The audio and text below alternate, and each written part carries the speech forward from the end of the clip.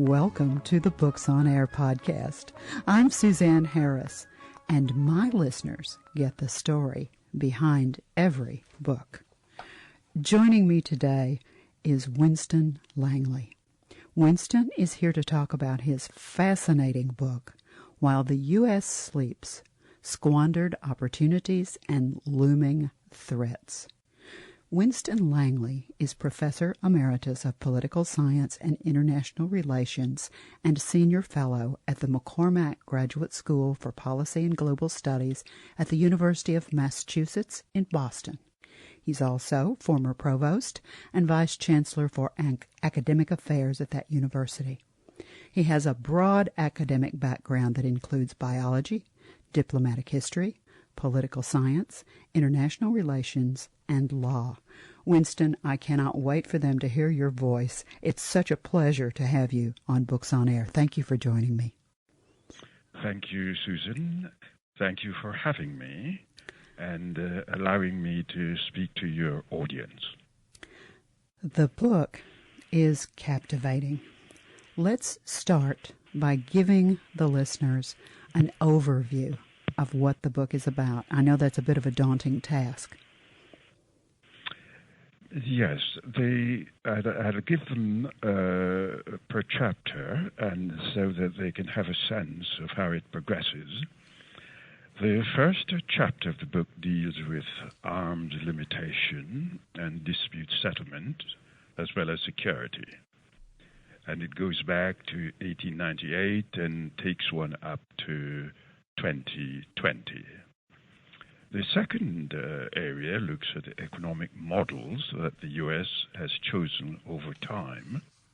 3 of them, mercantilism, liberalism, and what is called neoliberalism, and how it has affected the way the U.S. has behaved. The third deals with race and class, and the thrust of it is to look at how race has been used to mask a class system within our society and how that bears on what we have come to call social rights. The other chapter deals with education and popular culture and the concept of exceptionalism and consumerism within U.S. society, as well as the development of certain elements in technology.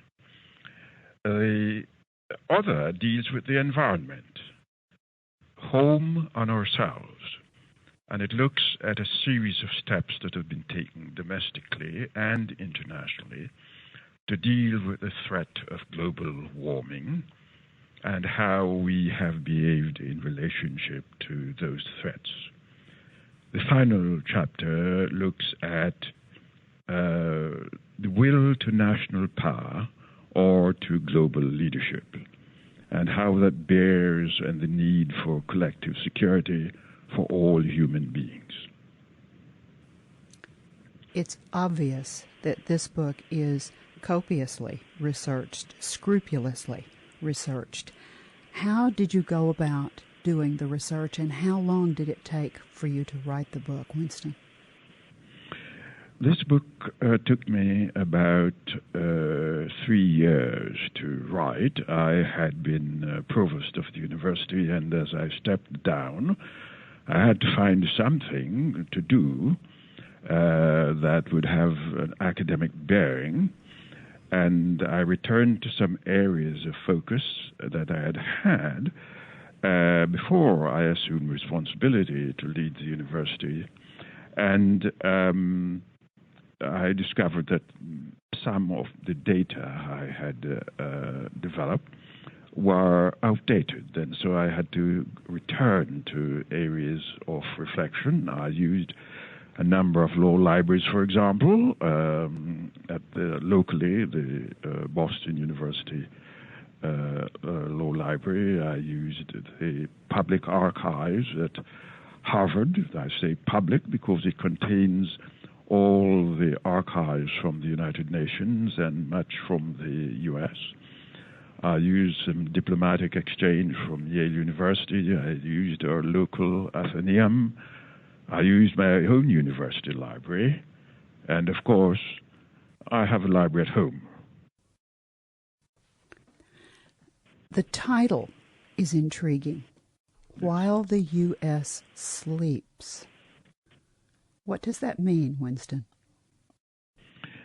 It means that the United States has had very important opportunities to deal with certain problems covering the topics just mentioned, and for a number of reasons has stepped away from or neglected to attend to the problems. And so opportunities to deal with them at a level that was less threatening had lapsed. And now we are confronted with a convergence of these problems which threaten the society as a whole, and because the U.S. leads the world, threatens global society also. That's why societies at the end of the title. It's not just our society that's threatened. Yes, not only our society, but societies generally throughout the world. If one were to take the issue of the first chapter, for example, arms limitation, I mentioned that it began in 1998, and where a conference took place in The Hague in Holland, to which the U.S. sent a delegation, and it was followed by a second Hague conference in 1907. And part of the effort there was to limit arms and to develop a system of arbitration, third-party dispute settlement, it is called. The idea being that two parties, two countries, for example, that are in conflict, are not the best judges of their own position. It is better to have a third, uninvolved country seek to help them resolve the difficulties. And so the idea of compulsory arbitration as a preliminary to international court system was being proposed. And the U.S. had a number of opportunities there, among them the prestige of Theodore Roosevelt, who had won the Nobel Prize for Peace because of his conduct in relationship to the Russia-Japanese War of 1905. But because Roosevelt wanted to build a large navy that he was secretly supporting, he felt he could not take the step in the direction of peace. And that has haunted us over the years, having the same opportunity in 1919, 1920, 1928, 1933, 1986. In 1986, Gorbachev and President Reagan met in Reykjavik, Iceland. And the then Soviet Union offered the U.S. an opportunity to take a step which Roosevelt had been advancing since 1933, namely to limit offensive weapon systems, perhaps even to get rid of them. Gorbachev said, I'm proposing that we take the next decade. By 1995, we'll get rid of all offensive nuclear weapon systems to avoid the threat to humankind. And President Reagan at first considered it. The people from the Defense Department opposed it. People from the State Department said, well, we should try. We allowed that opportunity to escape us. And now we are back in what would have been a chance to avoid for the U.S. and for the peoples of the world the ever-present threat of nuclear war. You're so fascinating, yeah. Winston. You're bringing back names and faces and the way that you describe and the way that you talk about the events. It immediately flashes through my mind almost like a news reel that I watched. Because if you're a certain age, you watched this all unfold and you watched it happen. Yes. In your research for writing the book, did you learn anything that you didn't expect to learn? Yes, I learned quite a few things, indeed, that will be incorporated in other volumes. For example, in 2017, the United Nations and all the countries of the world gathered together to find a way of outlawing, to make illegal the use of nuclear weapons. In other words, it would be made a crime. In 1928, the Secretary of State of the U.S., a man called Kellogg, along with his counterpart in France, called Briand, and so it is called the Kellogg-Briand Pact, sought also not only to soften the impact of war, but to criminalize it. Well, that's what we are doing today, but what I found is that there is a movement to make war acceptable by limiting the damage that is done to people, but not making law itself unlawful. And so I am a little anxious about the emergence of this movement and how it will affect what has come into being for the first time, an international criminal court that is responsible to deal with such issues as the criminality of warfare. Oh my. I believe you have a part of the book that you would like to read to our listeners. Would you share that now? Yes. This part of the book deals with some of the primary challenges to humankind's collective future. And since the U.S. is a leader in the world, it affects the U.S. equally.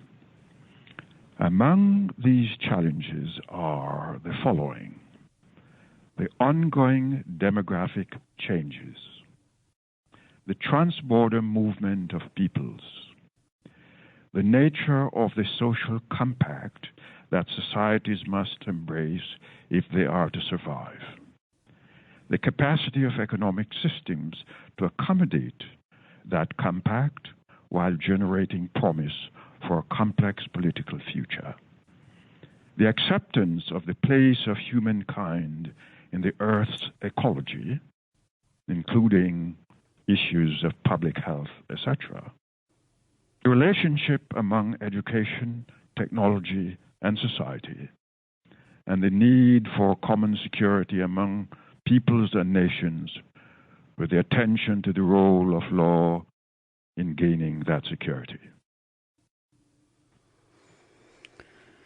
This is such a powerful book, and I know that you've only scratched the surface with what you and I have talked about.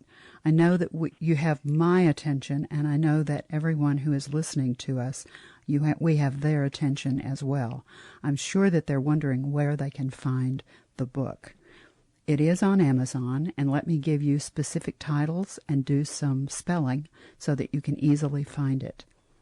When you go to Amazon, the title of the book is While the U.S. Sleeps, Squandered Opportunities and Looming Threats to Societies by Winston, Winston, Langley, Langley. I'm sure if you just put in While the U.S. Sleeps by Winston Langley and click, you'll come right up to the book. In the upper right-hand corner, if you've never looked at books on Amazon, there are two words. It says, Look Inside. If you'll click on the words, Look Inside, the book electronically opens. You'll be able to see the table of contents, and you'll be able to read an excerpt from the book that's pulling you right in. It's fascinating. When I started to read on the excerpt, I immediately wanted to know more. Now, I know, Winston, that you also have a website. Let's give our listeners the website and talk about what's there. Yes, there is a website by the publisher. It is entitled Author Langley. That's one word, authorlangley.com. And if one goes there, one will see a display of the book, and one can also purchase a copy if one wishes to do so. There's also information about you, that your bio is there, and your other books. You've written a number of other books as well, so people would be able to see those books right there as well, right? Yes, they would indeed, including one just recently published, War Between the U.S. and China. Which is a frightening title. Oh, yes. Dear. Now, you are under construction with a new website, I believe. Yes. The objective of the new website will be to bring together all of, or most of the books I've written, primarily the most recent ones, so that individuals who may want to have access to my work may do so. It will be a varied site, because I have a variety of interests, including poetry, and therefore some of my work, not my own poetry, but on the discussion of poetry or books and poetry, will be there. I had no idea you were a poet. Well, I do a bit of that, but the focus of the site will not be my own poetry. It will be the work of other poets. I would be interested in reading some of your poems. You must put some of those on one of your websites so that we can see your poems. I think that's poetry has a very special place for me in my heart, because it's a poet sees the world, in my mind, differently. And the phraseology and the way that poets put words together, I think, is almost magical. So I should not be surprised that you're a poet after reading your beautiful prose. I will take your counsel, Susan, into consideration, and the man who is preparing the site has suggested that I do what you're counseling me to do. Excellent. And perhaps excellent. I will. That would give us another side of Winston Langley.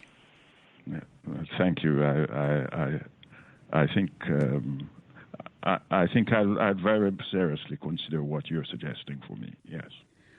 I don't mean to embarrass you. I can tell that I have, and I don't mean to do that, Winston. Let me ask you one final question, and this may be difficult to answer because this book is so important, so well researched. There is so much information.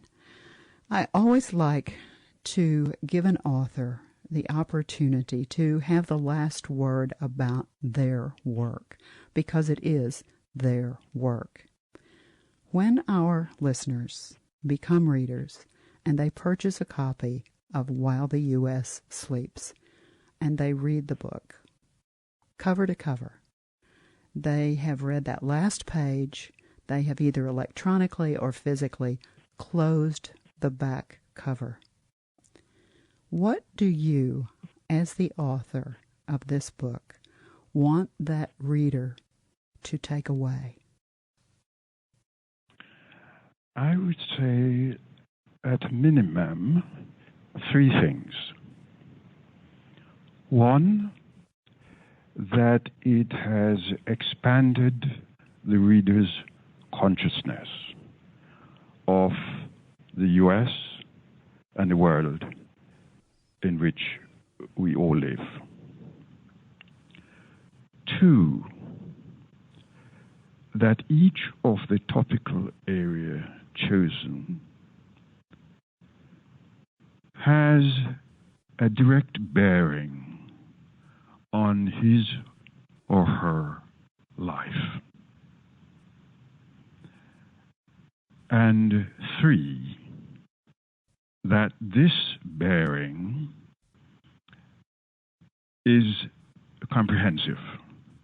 It is not simply political or economic, but it has what I would call a deep moral, spiritual, and aesthetic intimacy. This is such an important book. It is so well written, so well researched. It has just been my absolute pleasure to be able to talk with you about it. Thank you so very much, Winston, for being my guest today on Books on Air. Thank you, Susan, and thank your audience for bearing with me. I enjoyed this exchange, and I hope it will have some fruitful outcome for others as it has for me. I do as well. Remember, you can find While the U.S. Sleeps, Squandered Opportunities and Looming Threats to Societies by Winston Langley on Amazon. You've been listening to the Books on Air podcast, brought to you on webtalkradio.net. You can also hear this podcast on Spotify, iHeartRadio, Stitcher, and Apple Podcasts. I'm Suzanne Harris, and I hope you'll join me for the next Books on Air podcast, because remember, you never know who's going to be here, and you never know what we're going to talk about. Thank you so much for listening.